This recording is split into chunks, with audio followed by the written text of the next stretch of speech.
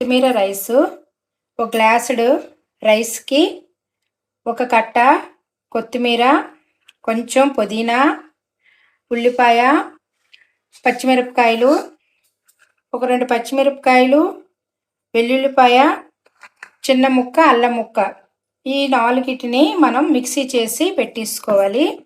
ఇలా వేసుకొని ఇలా మిక్సీ చేసుకొని పేస్ట్లా చేసి తీసుకోవాలి. ఇప్పుడు తాలింపు వేసుకుందాము. కొంచెం ఆయిల్, ఈ మసాలా దినుసులు వేసుకోవాలి.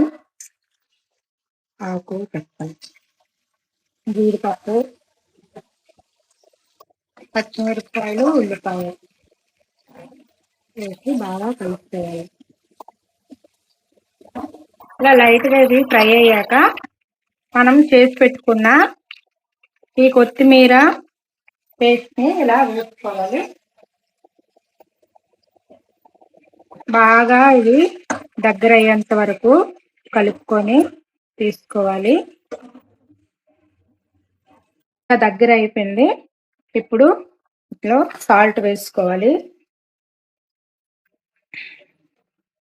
కొంచెం గరం మసాలా, కొంచెం పసుపు వేసుకొని కలుపుకొని ఇప్పుడు వాటర్ వేసుకోవాలి. 2 గ్లాసులు వాటర్ వేస్తున్నాను.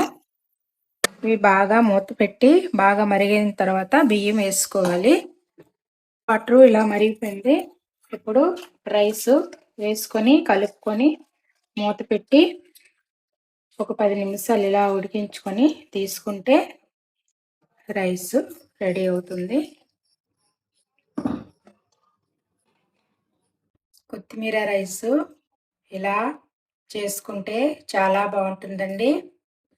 పిల్లలకి వారానికి ఒకసారి ఇలా చేసి పెడితే చాలా ఇష్టంగా తింటారు.